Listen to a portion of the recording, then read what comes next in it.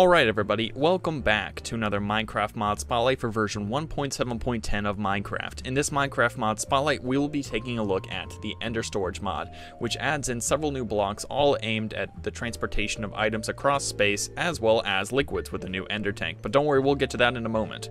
So our very first item up today is the Ender chest. Now the Ender chest is crafted by using 4 blaze rods, 2 obsidian, 1 chest, and an Ender pearl, as well as a piece of wool. Now the color of the wool does not matter. Any color of wool will create an ender chest, however, with a different color on top. So say for example you use white wool in order to craft your ender chest, you will craft a white ender chest.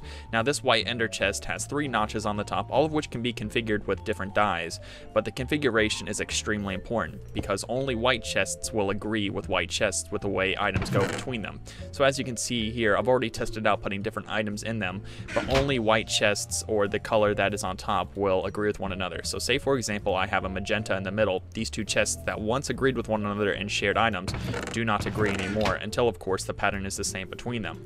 So as you can see here, the configuration on the top has all to do with the way items are transported over space. So let's just say we have a white, magenta, and green setup. These two will agree, and they will not agree with, say, an original white chest, which is what they used to be. So as you can see here, this is its own solo chest, and these 2 over here are their own solo chest. So the configurations, I believe there are 4,096 configurations, so you can have quite the loot room with all different ender chests. I guess you just have to keep a track of what exactly the tiles are at the top for whatever item it may be. Now, if you are playing on a server, which I believe this mod is compatible for, I'm sure you're always worried about somebody stealing your loot or even your secret loot chests that may be buried or however you decide to hide your items. Now, this mod does come with a security feature. Now, if you do have a diamond in your hand, and you can see how there is a separate block ID for the hinge on the chest itself, or is that a hinge or is that a latch? Latch or a hinge, one of the 2. All you have to do is right click on it with a diamond, and now this is a secure chest. If you right click on it, notice how they do not agree right now because this is not a protected chest. You will notice that your name is up here as it is your chest. Now if you do protect the other chests with the same exact configuration, they now agree once again, and you can use all your dye or whatever else you want to put in them, and they are protected chests. This also plays into how ender pouches work, which is what we'll get to in a moment. So once again, if you click on the hatch, or the hatch with a diamond, it is a protected chest and nobody else except for you can activate it. Now, moving on to the next more portable type of ender chest is the ender pouch. Now, the ender pouch is crafted by using 4 blaze powder, 3 leather, 1 ender pearl, as well as a wool. Now, the light blue is not the only wool that works. All types of wool work. You will just get a different type of ender pouch. Now, do notice that I have already configured that ender pouch, but let's just use one that is a fresh ender pouch and has not been activated with any. Now, I do believe this is a white chest right here, so if I do click into this, I guess it's not. But let's say we want to communicate with these chests right here that have a special configuration. Now this is a white ender pouch, however, if we right click on the ender chest, shift right click on it, you can see how the colors do change on it, and this ender pouch will communicate with it now, and this is also a secured ender pouch, so it will only agree with these chests that have already been pre-approved by your diamond protection. Now this does work with other chests. Once again, if you just want to use a new chest, just shift right click, and then the new color configuration is added, and you can communicate with that chest. So once again, shift right click and you can communicate with the chest. Also, if you add a diamond on an ender chest, it will become a secured ender chest.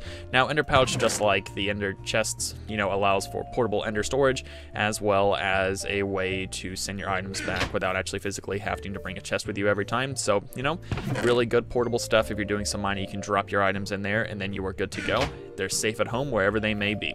Now, the last item up today is the ender tank, which allows for the transportation of liquids across space and different dimensions.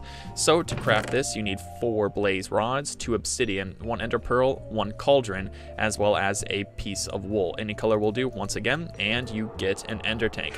Now, ender tanks are really cool with the way that they transport liquid back and forth. So let's say we have 2 ender tanks right here. You can notice how they have the default configuration on the top, all the white wool, but let's say we put a green wool in the middle.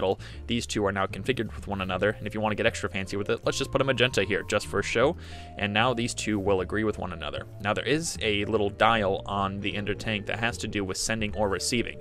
Now, if you right click on it, the dial will turn. If you do it again, it will turn back. Now, the red dial is for sending liquid, whereas the blue dial is set for receiving. So red is send, blue is receive.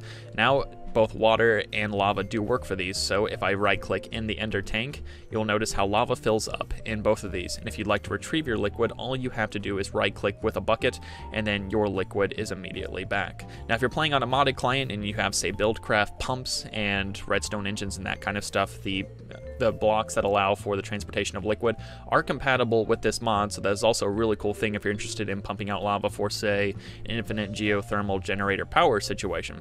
But that is really all for this Minecraft mod spotlight here. Thank you all very much for watching, and if you are interested in seeing how to install the mod, the install guide is forthcoming. As always, if you do have problems, feel free to let me know in the comments down below, and I will help you out to the best of my ability. Thank you all for watching. Alright everybody, welcome to the install guide for the Ender Storage mod for version 1.7.10 of Minecraft. Do note, if you're watching this for an updated version, say whatever the next version of Minecraft is, or whenever Ender Storage decides to update, I will of course update the links in the description, so don't be put off if I say 1.7.10 right now on August the 9th at 3:40 p.m. Anyways, to install this mod, you will need Minecraft Forge for your respective version of Minecraft. In this case, it's 1.7.10, and this is the installer. If you've never used Forge before, it's really simple to do with the installer. All you have to do is run it and then install client. All you have to do then is set up your Forge profile, which we'll be going over in a moment.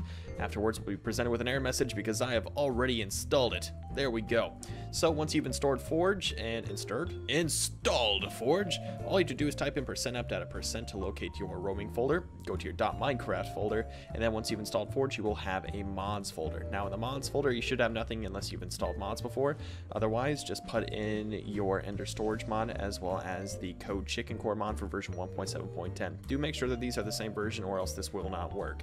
So after you have put your mods in the mods folder of your .minecraft folder, all you have to do is launch up your Minecraft.